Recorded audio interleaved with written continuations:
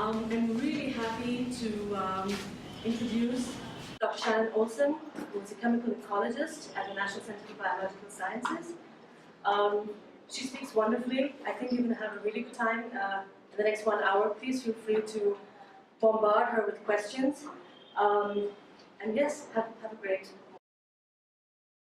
Hi, I'm Shannon. It's a very great pleasure for me to be here. I really am very, very excited to talk about some of the work I do. Most of the work that I do in my lab and with the students in my lab are called the NICE group. And NICE means Naturalist Inspired Chemical Ecology. And our beasts of choice are the insects. And we love insects because they are fantastic. And I'm going to ask for a lot of audience participation, okay? So I really hope that you don't stay silent in the back and just stare at me or fall asleep if you were very tired, that's fine. But at least just don't stay silent, okay? So I want to ask a very first introductory question. So how many of you are here because you actually love insects? Oh, wow. How many of you are here because you actually think insects are really creepy but you're open-minded? Okay? And how many of you here are because you have no idea what else to do on a Saturday morning? Okay, my husband. So that's fine. All of those reasons are fine. I'm really excited that so many of you actually like insects. Actually, this talk is not necessarily intended just for you. It's actually intended for those of you who actually find them really creepy and rather disgusting. Because actually, those are the people that I'm really trying to reach here today. So the quote that was on the first slide that I think you've probably all seen at this point, and it was by a man named J.B.S. Haldane. Any of you know who that was? Yeah? Who is he? So he works in Kolkata and is Yes, right. He was actually he was actually originally a British citizen, but he became an Indian citizen. Yeah, Indian citizen. Yes, so he was an Indian citizen. He worked at the University of Calcutta. And he's really famous in my general field, which is biology. Actually, my field is also chemistry, but biology, because he's a famous evolutionary biologist, he's a famous geneticist. He came up with things like Haldane's principle and Haldane's rule, which are named after him, and talk a lot about hybridization and genetic inheritance and things like that. So he's really, really famous. And actually, the quote and the name of the talk is An Inordinate Fondness. And it's actually perhaps apocryphal. They're not actually sure if he actually said this or not, but it's usually attributed to him. And it was when he was asked about, since he studies genetics and he studies evolution and things, that he was asked, if you believe in God, then, what do you think God thinks about this world that God has created? And he said, well, the Creator, if he exists, has an inordinate fondness for beetles, right? That's a famous quote. And we're not sure if he said this or not, but this is what he felt. So, this is the tree of life, right? This is a famous tree of life. You probably have seen this in some form or another, either in school, or maybe in your children's schools, or maybe in your own reading. And it follows how life has, at least according to current science, has evolved throughout time. And you see at the left, you see the bacteria, which are believed to be the first life forms on the planet, going up through plants, through fungi, through invertebrates, which includes pretty much everything without a backbone, octopi, sponges, insects, and then up through, starting with the vertebrates, from sharks, fish, amphibians, reptiles, birds, mammals, and right at the very, very tippy tip is us, okay? So the thing is, I gotta tell you, I actually really hate these figures. And the reason I hate these figures is because it doesn't all give you a sense of what life actually is. For example, if you look over here on the reptiles, okay? Actually, yeah, let's look at the reptiles. And you see there's, I'm sure you can't read it, so I'm just gonna tell you. Those little phrases there are actually groups of animals. So it says turtles. Anybody want to take a guess how many types of turtles there are? Types are species, right? We call different types of turtles species in biology. Anybody want to guess how many species of turtles there are? 1 lakh. 1 lakh, 100,000, right? No, not quite that many. What? No? There are 300 though, which is kind of a lot for turtles. You usually just think, okay, there's sea turtles, there's land turtles, there's a few little turtles. I mean, tortoises and things like that. There's actually 300, but there's also salmon up there. Salmon we usually think is something we have at a really nice restaurant, right? Okay, how many salmon do you think there are? It's less than a lot. 42. 42. There's about 200, okay? Now over here in the pink category, there's a group called flies listed. Any guesses to how many flies there are? 100. 100, okay? Species they want from. Okay, so there's currently recorded about 160,000 species of flies, okay?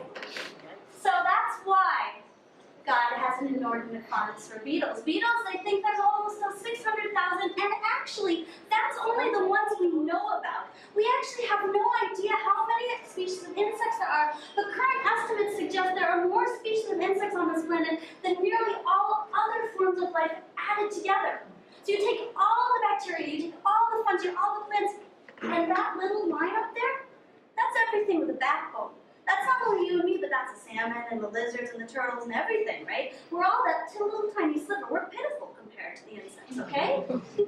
Almost 4 million species estimated on this planet. It boggles the mind. And this is why I tell you, I am terrible at identifying insects. So please don't ask me a question. I hope none of you brought some insect in and said, what is this? Okay? Because I'll be able to tell you it's a fly or a beetle or probably as much as you already figured out. And maybe I can go a little bit further with some of the groups. But God knows it might be some species I've never seen before, and could be, especially here in India, some species no one has ever identified, right? So, when I grew up, this is where I grew up, that's my daughter, she's right here, that's Grace flying a kite. This is where I grew up. I grew up in New York, in northern New York. It's a temperate ecosystem in the Northeast. And I was surrounded by insects. This is the town where I grew up. It's the Oswegatchie River, Native American name. And I just saw fireflies and crickets and ladybugs and moths, and I collected cocoons and watched butterflies emerge from them. That was my childhood. So to me, insects were just part of life. They were just something that was living around me, like the plants and the flowers. It was just natural to me to think about insects, and probably one of the reasons why I actually still study them. But this is where we live, right? This is Bangalore. And most of our world right now is moving into the cities. And we are putting ourselves more and more inside. Right now we're inside, right? We're in a room right now. We spend most of our lives in some building, right? Be it our house, our office, our car. We are always inside something. And that means that the insects that we come in contact with generally are these three, and maybe ants, right? Cockroaches, flies, and mosquitoes. And we hate them. For good reason, right? All of them can bring diseases. Mosquitoes bring the most deadly diseases, but cockroaches and flies also are known to transport various pathogens through touching our food and touching surfaces in our homes. And we have good reason to dislike them. But you see, that creates this sense and this feeling in us that insects are disgusting, that they're gross, that they're yucky, that they need to be not around us, right? And that's, for me, someone who really loves insects, a really big problem, right? Because really, we think mostly about these types of insects, either the ones that kill us, the ones that eat our food, the ones that give us food, or the ones that, take care of the land around us. But most of those 4 million species of animals, insects, are what we call cryptic in nature, meaning that they're having an effect on this world that we don't really understand. And we won't understand its effect until they're gone. All right, so that's what I really want to talk about today, is some of the really cool things that insects do. So I'm going to start with the Insect Olympics, okay? So I'm just going to tell you some cool stories, some things that really made me fall in love with insects, and things that are just really amazing. So, what is this? It is a caterpillar very good, okay? It's a specific type of caterpillar in a genus called Hyposmacoma, and it lives in Hawaii. The Hawaiian Islands are super, super cool. In an alternate life, I maybe would have lived in Hawaii, actually. And they're interesting because they're extremely isolated. If you've ever looked up where Hawaii is on a map, it's in the middle of nowhere. It's in the middle of the Pacific Ocean. It's very difficult for things to get in, and it's very difficult for things to get out, including humans. But besides that, the insects and the animals and the plants on that island have evolved pretty much in isolation for many years until humans started bringing in other crops and things. So there's a lot of problem they have with invasive species. But one of the interesting things that it is when you're stuck on a very tiny island, you have to get kind of creative, okay, in how you find your food, how you find your mates, how you survive, because you're stuck in this very small space in competition with lots and lots of other animals who all maybe want to eat the same plants or the same nutrients as you do. So you have to get pretty good at being able to survive. And so there's something called adaptive radiation that has happened on Hawaiian Islands among a lot of different types of species, including this one. Okay, so here's another question for you. What do caterpillars eat? Leaves, plants. Very good. Yes, caterpillars do eat plants. Most of them eat plants, except for these guys. They eat snails. Okay, so the Hyposmacoma actually surrounds itself with a hard shell, and what it does is it crawls around a snail that's relaxing on a leaf, and it spins a web around it, just like a spider, to completely immobilize the snail. And then it essentially sucks out the juices out of it. Okay? Pretty fantastic, right? Pretty amazing. So because you think about it, not only did this caterpillar have to somehow adapt to finding the snails and learning how to spin this web around it through evolution, but it also has to be able to digest meat. Okay, and any of you know, probably many of you are vegetarians, right? You go and try to have like some sort of gigantic chicken dinner, you're gonna have some indigestion. And that's even worse for you if you actually have been an herbivore your entire existence. They actually have evolved a different way of digesting. And that's exactly what the scientist is studying, Dan Rubinoff, who's a colleague of mine. They also have become aquatic. They live under the water in the marine system, so they live in salt water. It's actually pretty hard to do. And they even spin those webs underwater, which keeps them anchored in the currents so that they actually don't swim away. And what they eat underwater, you guess? What do they eat underwater? Plankton. Not plankton, but close, algae. So they eat algae, okay? Which is considered relatively close to plants, but it's not a plant, right? It's its own form of life. Pretty awesome, right? These are what? Orchids, right? Very beautiful, aren't they? This is a very lovely orchid. See, it's not an orchid. This is called an orchid mantis. This lives in Southeast Asia. There's also some species that are related species that live in India. And so it pretends to be an orchid, right? It looks a lot like an orchid. And it actually, to insects, doesn't really look like an orchid, but it actually looks like a very attractive flower. To our human eyes, it kind of looks like an orchid, but to insects, it looks really even better, actually. And it also smells like an orchid. It coats itself in orchid smells. So it really becomes an orchid. And then poor some unsuspecting pollinator comes along to feed from that orchid and becomes lunch. Pretty clever, huh? Here's one more. This is one of my favorites.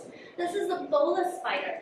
This is actually from the North America, Northeast, and East Coast of America, where I grew up. Actually, it's a little bit south of me, around Kentucky region. So it's a spider, it's not an insect, right? So don't correct me. But us entomologists usually lump in spiders with insects, because they're very closely related, okay? But it has how many legs? And how many legs does an insect have? Very good. So that's the main thing that makes insects different from spiders. There's other things about their segmentation of their body and their evolution that's different as well. But that's one of the easiest ways to tell the difference. So this is a spider. Okay, and this spider does something super, super cool. This is probably one of my favorite examples. It's one I always give when I give talks or whenever I teach other people about insects. So spiders do what? What's their main thing that they're known for doing to catch their prey? They spin webs, and so does this bola spider. This bola spider spins a web, but it also has like something, it's like a necklace, and a necklace, if you're a cowboy, is called a bola, okay? A bola is a long string that it creates out of its web, and at the end of it, it puts a very sticky globular substance, and then it becomes a cowboy. So this poor, sad moth comes along, caught onto the end of the bola, and then strung up, wrapped up, dinner, okay? Now, you may be wondering, that's a stupid moth. Why is it coming towards that thing? I mean, what's wrong with that moth? Shouldn't it be scared from this thing flying around in front of it? And that's the genius of this bola spider, because this bola spider puts something called pheromones into the sticky substance of the bola. And these pheromones are actually the pheromones that are produced by the female moth. So these are some sad luck male coming along, hoping he's going to get lucky, and he ends up becoming dinner, right? So that's genius, right? And that's the genius of an adaptation of these insects and these spiders. They have adapted through time to do these fabulous things. All right, so this is a very difficult thing to do. Empathy is something I talk about a lot. I give a lot of talks about the importance of empathy, not only for each other, but for actually nature around us. And empathy is a really hard emotion to engender, even for other humans, right? Because we often feel things like sympathy. We feel bad for things, or we feel, oh, that's cute, or happy or thing, but empathy is actually sharing the same experience, and that's super hard to do for an insect, because you have no idea what it's like to have 6 legs, or to go around spinning a web, or anything like that. But there are certain aspects of all animal life that are not completely different than ours, okay? There's, of course, massive differences between humans and insects, no doubt. Insects don't go to college.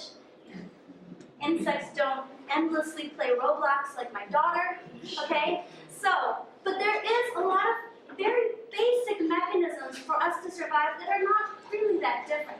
One of them, of course, is looking for love, right? I mean, we all want to find somebody to love. It's a very important thing. You just watch any Bollywood movie and they will tell you exactly what it's like, all right? So, and so do dung beetles. I hope you've seen dung beetles. They're super common here in India as well. Do you know why they make a dung ball? To store food. It is food for them, but they do it for a very special reason. They lay their eggs on it so that Oh, They store it for somebody. they store it for somebody. Yes, a very special somebody. They make it for them. They're part So this is a male, okay? Sometimes it's just the male. Sometimes the female actually pulls in front of it, and sometimes the female rides on top of it like a queen in a chariot. But different species do different things. But it's generally the male dung beetle's job to roll up the dung ball.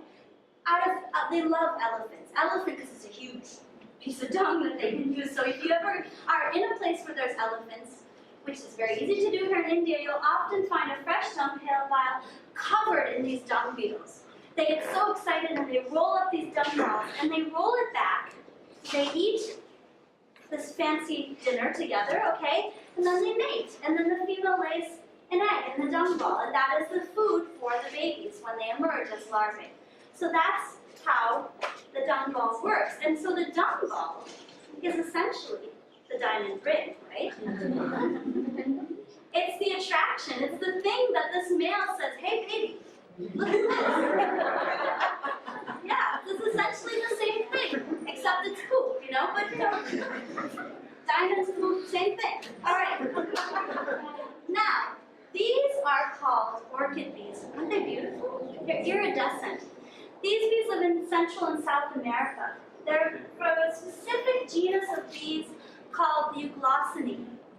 And they are so cool. And it's believed that actually many of the orchids have actually evolved in congruence with these bees. So they've actually evolved together. The bees have evolved to specialize on the orchids have evolved to attract these bees.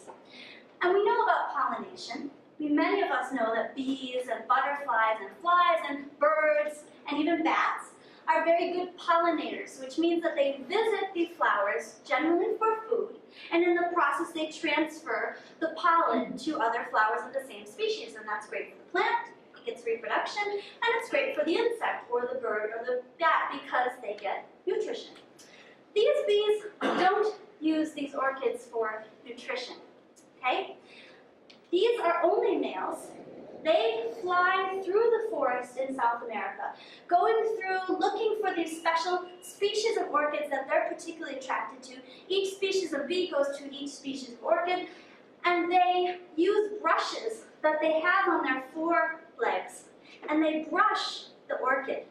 And then they store the scent into their scent pouches, okay? And then they come back, and they sit in a very conspicuous location, and they release it out so that the female bee can come, smelling the luscious male from afar, and come and mate with him. So it's a mating signal for these bees. And they have found that they have extremely specific perfumes. And actually the female chooses where she wants, which male bee she wants to mate with by how much and how complex of a fragrance he has made. So these are the ultimate perfumers here. Here's another example. This is a jumping spider. It's called a peacock spider. They're found in Australia. Isn't it pretty? So here's the female. She's watching. See, she's looking at the male. Say, hey. And here he gets ready. He's about to get ready. So just watch what he does.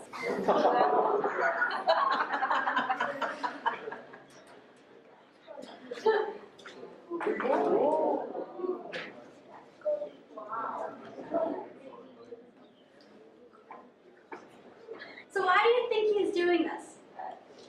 Yes? To mate, right. He's trying to trap this one. What do you think the female is doing? Watching? Why is she watching? They observe like the pattern which he's doing it, Yeah. time intervals. And how complex is the dance and how well timed it is. It's like, it's a dance-off, right? And she's judging his dancing. What do you think happens if she doesn't like his dancing? She eats him. Most of the time we think of insects as they just lay eggs and then they die and then the eggs emerge. And that's true for many insects. Butterflies, moths, flies, most of those types of insects actually are dead by the time their babies are grown up. So their only way of caring for their babies is actually by giving them a perfect place to grow up. That's their choice. So their choice of where to lay their eggs is really, really, really important. And also their choice of mate, because that ensures that they have the best possible genetic material for their babies, which is why we have all these elaborate dances and gumballs and all this crazy stuff, right? That's why, because it helps them to decide what is most important for their babies to be successful and to be happy if you're an insect, which is, I guess, finding enough food. I don't know what a happy insect is. Okay, so this is a bit the Halloween portion of the talk, okay? So those of you who are super squeamish, just be prepared, all right? So the berry beetles are called burying beetles because they bury stuff, all right? And that what they actually bury is dead animals, okay? So the mom and the dad, they make a crypt, okay? And they dig down into the ground, okay? Pushing out the soil where they bury some small mammal, mole, rat, mouse. I see, it's a mole, okay? And they push the male, the mammal. It's usually a mammal, could be a bird, but most of the time it's a small mammal. And they roll it up into a ball, okay? So this is it, rolling it up. And now they start to remove the fur, okay? It's very gross, but I'm doing it for a reason, okay? It's done out of love. So they are pulling all of the fur off this carcass, and what happens is they then mate after this, and they lay their eggs, and they actually feed the larvae, the carcass. And then these little larvae actually act like baby birds. They have a begging behavior. They get up on their hind legs and they beg for food, just like tiny birds do. And they do that until their mouth parts are strong enough to eat the carcass themselves. Now you may think this is gross, But imagine if there wasn't anything on this planet getting rid of these dead animals. They'd just be piling up all over the place. It'd be much grosser then. Better underground with these two beetles having at least a nice home than lying all around the world, right? So this is an important service that insects do as well, even though it's awfully gross. But they feed their babies, and both the male and the female feed together. And usually the male will leave a few days before the female. She stays until her babies are grown up and gone away, just like you, ma'am, do the same thing. And then they go off and they go find their own carcass, okay? So that's the burying beetle. So once you've got the babies, right, sometimes you have to watch out for them. So the water bug does this. The water bug, this is a male water bug. He actually carries all the eggs on his back from the female. He does all the babysitting until they emerge. And some of the females get very jealous of these really, really metrosexual husbands that they have here. So they actually eat all the eggs off the sperm whale's back and make him mate with her. So the females are the boss in this relationship, I can tell you, okay? So this also happens as well, and it's not always the female that is doing the carrying. And they also go to school. So this is something I show because I didn't actually believe this happened. And many people and many students throughout the years have asked me if insects learn from each other. And I said, I have no idea. We know that honeybees definitely teach each other where the flowers are. They do something called a dance, a honeybee waggle dance it's called. And that's a special dance. They instruct each other where to go and find flowers. But I said, other than that, I don't really know any good examples of essentially schooling where an animal will teach each other. This is well known for many organisms, right? Many animals are known to teach each other, social organisms, but I had never known a non-social or less social species to do this until this paper came out. Okay, so these are actually bumblebees. These are somewhat less social than honeybees. And this one bee had learned how to pull a string, okay, which is a very weird behavior for a honeybee to do, or a bumblebee to do, to get some sugar out of this little hole in the center. And this other bee here, you can see she actually is obviously not as well versed in this, but she's watching. And she's feeding from this sugar as well. And then once they are fed, then this bee with the red dot, this was just so the researchers could tell which bee was which, actually then we'll go to the next and we'll do the same thing. And so this other bee watches. And then later on, they show another experiment where that new bee is able to do the same thing just by watching. Kind of amazing, right? So the amazing thing to me about this is that their brains are super tiny. Now they have complex brains. They don't have just some neuron hanging up there. They have a complex brain, but compared to our 80 billion neurons, they only have maybe 200,000-300,000, okay? But they can do this. It's pretty phenomenal. And we don't know how they do it. We don't know enough about the insect brain. It's one of the things we study at NCBS. Many of the groups study insects and study how their brain works. All right. Yeah. When you go to school, you learn. You also have to make friends, okay? Making friends is extremely important for certain creatures that live together. Paper wasps are a good example. These are paper wasps here. They live in a colony. And they have a very clear dominant structure, okay? So technically, many of the females in the colony can mate, but the dominance tells them which one is able to have the babies, right? Having the babies makes you the best, right? Because you're the one that actually gets to pass on your genes to the next generation. So the females have a very clear hierarchy, but they're very similar to each other, okay? So Liz Tibbetts, who was actually my batchmate at Cornell when I was a graduate student, realized that they actually looked pretty different from each other. So she took them, and you see these four paper wasps, and she changed their face, okay? So the one on the top left, which has a Batman symbol on it, she gave it nostrils, okay? She gave the second one with nostrils nothing, and she changed their faces, and you know what happened? They got completely mixed up. They couldn't recognize each other anymore. And this is the first example that actually insects recognize faces just like humans do. They recognize, oh hey, that's Sabito over there. You know, they know who the insects are, and that's how they can tell which dominance hierarchy are. And they found even that when they made a lesser dominant individual look like a dominant, then it got treated as a dominant. So they really use these facial features to tell who their friends are and who their enemies are, and who's above them and who's below them. Yeah, so why insects? Why should we study insects? Yeah, in fact, 75% of the plant species on this earth are actually pollinated by insects. And 50% of the mangoes in this country are pollinated by insects. So they actually do a lot of things. So, I mean, one thing is that they cycle nutrients, right? I talked about those burying beetles.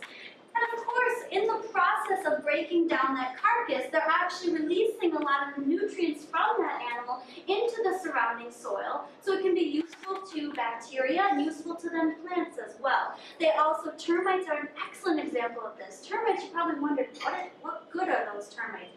And what good they are is actually that they provide an ability to break down the soil and nourish the soil and actually circulate the soil, which makes it more fertile, okay? They also, of course, regulate the plant abundance. We usually think of this as a bad thing, right, when they're eating our tomatoes, but actually they also regulate a lot of the plants on this planet and keep them from choking out everything else. Plants are a good thing. We all want plants. We're all told to plant more trees. Absolutely true. But we also don't want too many plants. That also is bad. One thing is that plants actually interfere with each other's growth when there's too many of them. You probably know this if any of you have a garden, right? You have to weed your garden. That's because you can't have those weeds. They're taking up all the nutrients from your plants that you want to grow. They're a food source. You mentioned the silk moth and the honeybee, which we use for products, but they're also a food source. There's so many creatures, so many birds specialized just on eating insects. So many of the bats we see, we have beautiful bats on the NCS campus. Most of them are eating insects. Many, many organisms on this planet rely on insects for their primary food source. They also control the population. They also, by being carnivores, by stinging, by reducing waste, they control, also they regulate the population. And this is a really hard thing to prove because the only way you can often see it is when they go away. When they go away, you see that sometimes things just completely are overrun in the landscape. And that's only when you've lost that insect population. So they do a lot of different things. They also serve as inspiration. This is something that you taught me about. I knew about these beetles before, but I didn't realize that they had been an inspiration. These are the darkling beetles. They live in the Namibian desert, and they actually come out at dawn, and using the special structures that they have on the surface of their carapace, they actually are able to attract the dew and hold it and drink from it. So they position their bodies like this so the dew gets collected and drips down into the mouth parts, and then they have water for the day. And that body structure, that microstructure of their essentially their skin, their exoskeleton, is what has inspired new forms of collecting water as well for condensation. There's bottles that have been created with this technology and special types of fabrics that have been created from it. If you have any interest in science, you probably know about this top right organism. It's called Drosophila. It's the fruit fly. I'm sure you've seen fruit flies. They are a very, very important system in biology. They're considered a model system. So we've got a lot of model systems. We have mice, we have rats, we have this guy, we have C. elegans, which is a type of worm. We have Arabidopsis, which is a type of plant. And the reason they're called model systems is because we know a lot about their genetics. We know a lot about their DNA, and we can manipulate their DNA. And when we can manipulate their DNA, that allows us to really understand what are the molecular processes that underlie muscles, neurons, heartbeats, blood production, immunity, all of these things. It's a very, very important system. And it's a system that's been heavily studied at NCBS. The founder of our institute, Obaid Siddiqui, specialized in Drosophila genetics. So it's a very dear thing for our institute as well, this with this organism. And it's gone now, but you probably saw that ladybird unfolding its wings and taking off. Yeah, insects fly, man. Very few things on this planet fly. Very few organisms. If you think about all the organisms on this planet, it's really only a very few that have figured out how to fly without help, right? So birds do it, bats do it, and insects do it. Now, insects do it a very different way than birds and bats do, and that's fascinated people who are interested in aerodynamics. So a lot of inspiration for aircraft, from helicopters to planes, has come from understanding insect flight. So that's also very important. You mentioned the bottom one. Silk is a very important thing, and particularly for India, right?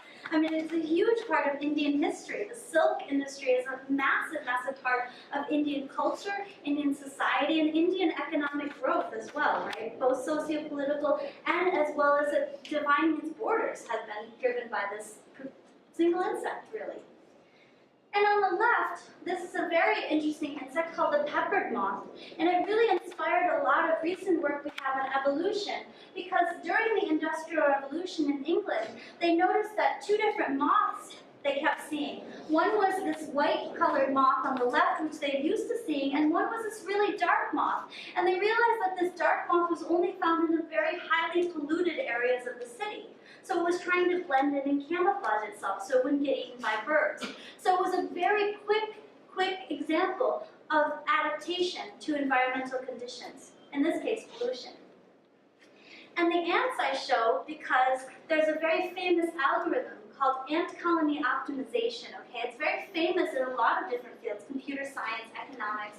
It's a way of organization that has been an inspiration for supply chain economics and lots of social or interactive aspects, including in the internet as well. So and that's based upon how ant colonies function, how labor is divided, and how resources are distributed. So now I get to the sad part of the program, okay? So here's the problem. So this paper actually just came out last year in a journal called +1. And it's the reason it made such a big splash is because lots of people have been anecdotally saying that they're seeing fewer insects. A lot of people have seen that. One of the ways that I hear most often is from taxi drivers, okay? Taxi drivers just say, I don't have as many things getting splattered on my windshield that I used to have. That's the thing I most heard from people. But very few people had a really good study to show this. So these are some German researchers, and they have been collecting insects in small traps since 1990, all the way up to 2017. Every summer, right, insects are really only around in the summertime in Germany because they have a really harsh winter. Collecting insects and just counting how many they found, you know, and what types they found over this 30-year period. And these areas that they were collecting in are protected areas, okay? So these are not cities, it's not Berlin, these are not agricultural fields, these are forests. These are forests and protected areas where people are not allowed to manipulate the environment. So if you're going to find insects, this is the best place to find them because these are so-called pristine areas. Do you know how much of India is protected? It's, I think, about 5%, okay? Just so you guys know. So that little bit is what they were measuring in Germany. And they started out with about 10 grams per day of biomass. It means amount of insects, essentially, by weight. And now they're down to about 2.5. So they saw a 75% decline in the insect population in 30 years. 75%. So, I mean, just imagine this, right? Just imagine if, I mean, any of you, I won't point you out, if over 30, I am, right? Imagine if as a child, you saw, you know, a bunch of people in Bangalore, and then now, 75% of them are gone, right? You'd notice that. It would be alarming. In fact, you'd be going crazy, like, what is going on? This is a travesty. Why are all the people disappearing? Same thing is happening, but with insects. And it's for a lot of reasons. I show this picture of Bangalore just because it's where we live, right? One reason is that we are carving up the landscape. We are removing the protected areas. We are getting rid of the the areas where insects live. Insects love trees and grass and lakes and water bodies of all types, and those are going away. Look at the number of lakes that are disappearing in this beautiful city of ours, right? And the number of green areas that are disappearing. That's one reason. This is obviously another reason. What is this guy doing? Pesticide. Isn't that a weird word, pesticide? It makes it sound like, oh yes, we only kill pests, right? Of course, a pesticide is an insecticide. It kills every insect. These are not specific. It's not going to say, I'm going to get rid of that caterpillar, but that bee will be just fine. No, it kills indiscriminately. Because generally these pesticides are broad spectrum, meaning they attack basic processes that an insect needs. Usually it's its nervous system, but there's other things as well. Its feeding system, its muscular system, other things as well. And that's not specific to just that caterpillar, that diamondback moth, or that fruit fly. It goes to all insects. So it should be called an insecticide. And I know you've heard that word insecticide, but it's rarely used. We usually say pesticide, which makes it sound like, oh, the butterflies will be fine. So it's like, if you throw people into there's lots of horror films like this. You throw people like into a room, right? I'm thinking of The Cube and all these funny video movies that they had out. You throw them into a room and you see can they get out before they die, right? And yeah, there's always going to be one that gets out or two that gets out, but many of them will die. So it's not as if that's a surefire way.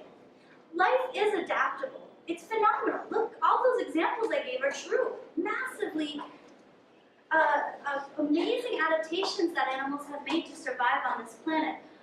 But they won't all survive. And most will not survive. And at the very least, you will knock down the population to an extent where a lot of the services that I talked about that it provides, including pollination, will be at such a small extent that they won't be sufficient anymore, right? People are stealing bee colonies in California as we speak because bees have become so precious.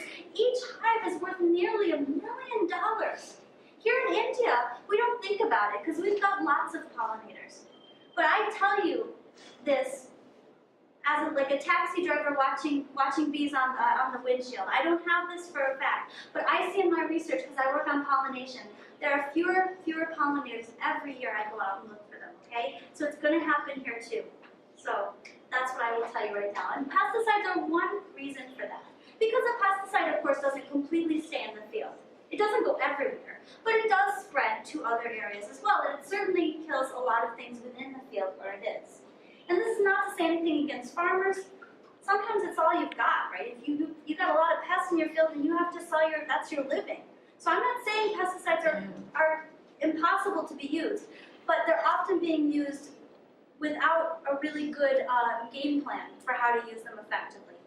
So fragmentation is probably one of the biggest reasons, I would say, for loss of insects. It's one of the biggest reasons for loss of all animals.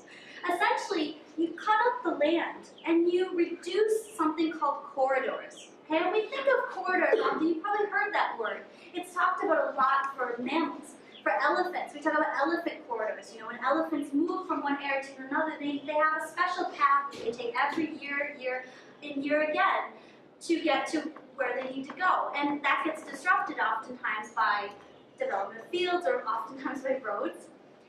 But it also disrupts everything else as well, and including insects. We think of insects as being able to fly forever, but that's not really true. Actually, they tend to stay in very localized areas, and they only move a little bit at a time.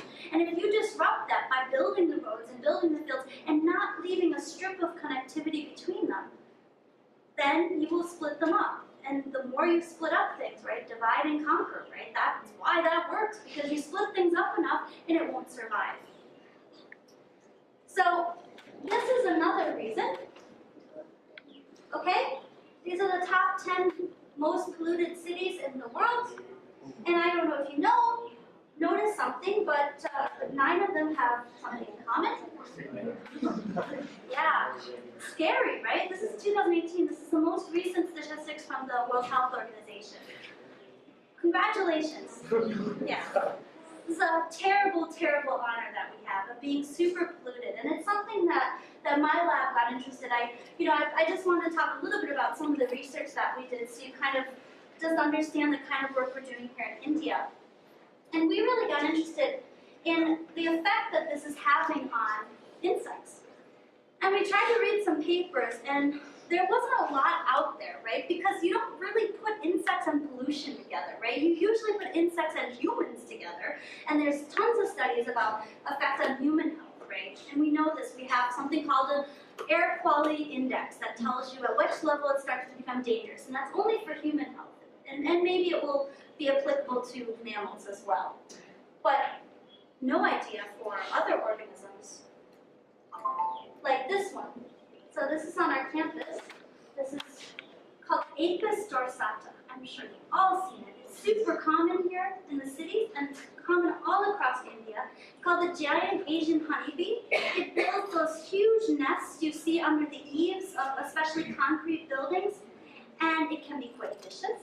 So a lot of people are very scared of them. They can be quite aggressive.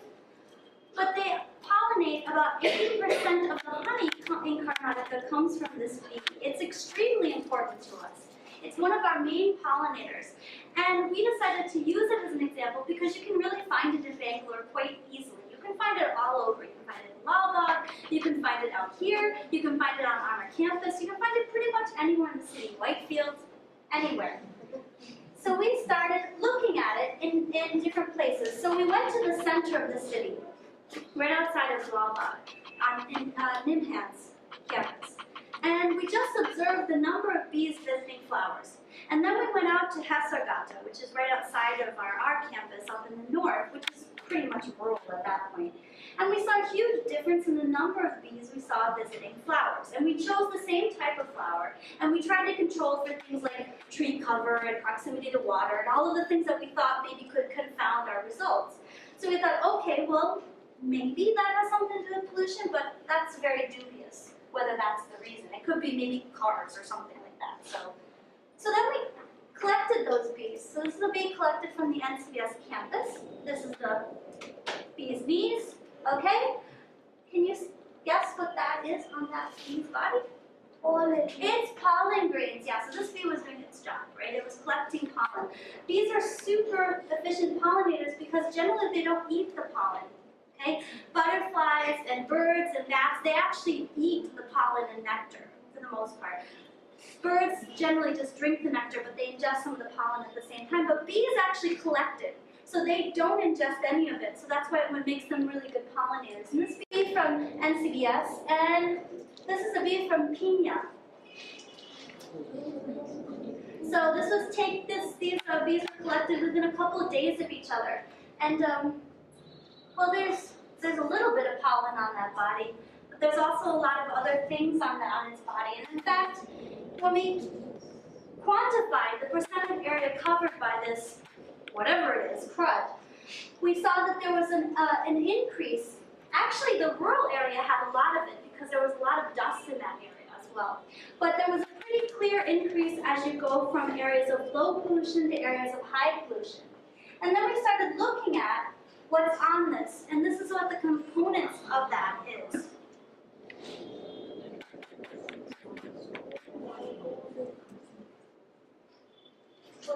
So we looked at other things.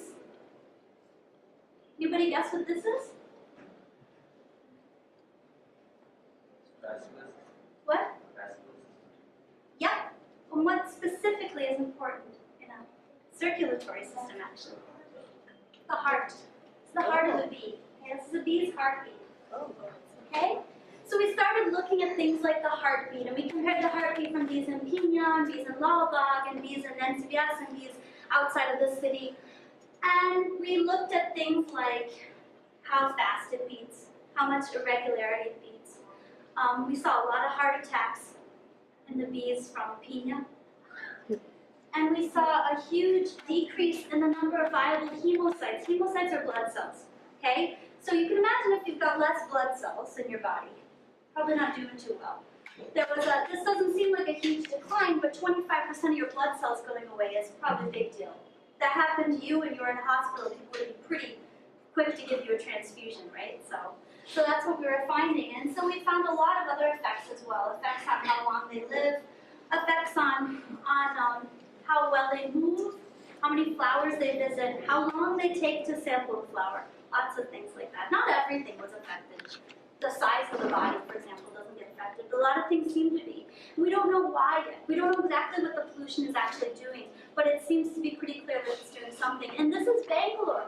Bangalore is number 185 on that list of most polluted cities, or something like that. Don't know the exact number, but it's very far down the list. It is not even close to Lucknow and Delhi and Patna, that list of the top 10. Okay, so I don't even know what I would find there. So what can you do? What can you guys do as citizens who love insects, or maybe find them creepy, but hopefully find them slightly more interesting after my talk today? Well, one of the things you can do is you can promote planting trees. Trees are very important for everything. Trees are important for you and me, they're important for birds, they're important for small mammals, they're important for the insects as well. They provide shade, they regulate temperature, they regulate nutrients, they regulate water, they provide oxygen, lots and lots of things that are also important for our insects. Also, plant flowers. If you have a terrace at all, I have a very small terrace in our apartment, and we also have some plants there. Have plants. Have a flowering plant. Have any plant. Encourage, wherever you live, to have plants, and encourage them to not mess with them, not spray them with pesticides all the time. Just leave them alone. You know, if you have an ornamental plant that gets eaten, it's not like the end of the world, right? I mean, you're not eating that plant. So really, I don't really get why ornamental plants need to be treated like they are some precious tomato that we're going to eat, okay? And also, try to learn where your food is coming from. Organic food's really expensive here in India, so I get that people can't always afford to take it, but as much as possible, try to learn, try to find out where those tomatoes, those potatoes, those brinjal, that ladyfinger, find out where it's coming from. Understand the supply chain of it. Ask questions. That's very important. And see how you can get involved. And another way, very simple, is to promote things like this. There's not so many of these in India yet, but there's many of them across the world. These are called wildlife crossings or green bridges. And they're generally thought of for animals, mammals, things like elephants or deer or tigers or crabs, if you're in Australia. But they work just as well for insects. They give insects a way to go from one place to another, just like for larger animals as well. And there's a lot of discussion about these. There's a lot of talk back and forth about having these in various places in India. So please encourage that. Please encourage the protection of the natural environment as much as you can do, right? We don't need more overpasses everywhere in the city, okay? So it's really important to think about these insects, you know, not just as these creepy crawly things that live in our apartments. And I'm with you. I don't want cockroaches in my kitchen as well. I freak out. You cannot tell my husband. I freak out just like any good cook would finding a cockroach in the kitchen. All right, but they are still important. Even cockroaches are important, right? They get a lot of waste in the city. So before you spray everything and just get rid of them, maybe think about more broadly how they affect your lives. And go outside. Most importantly, please go outside. Go out here. There's a lot of insects around here. After you're done with this talk, just look for a few insects. You will say there's no insects around here. You will say, I don't see an insect. And then you'll see one ant or one fly. And then you'll see two. And then you'll see hundreds. Your eyes get open and you just suddenly see so much life around you that you didn't think existed before. It's my favorite thing to do with people, is to take them out and look for insects, because nobody sees them at first and then they can't stop seeing them. So please do that for me, okay? And I will just end with a quote. I began with a quote, so I'll end with a quote. And I'll read it because it's really long. To think about the coming invertebrate extinctions is to confront a different dimension of loss. So much will vanish before we even knew it was there, before we have even begun to understand it. Species aren't just names or points on an evolutionary tree or sequences of DNA. They encode countless millennia of complex interactions between plant and animal, soil and air. Each species carries with it behaviors we have only begun to witness, chemical tricks honed over a million generations, whole worlds of mimicry and violence, maternal care, and carnal exuberance. To know that all this will disappear is like watching a library burn without being able to pick up a single book. Our role in this destruction is a kind of vandalism against their history and ours as well. Thank you.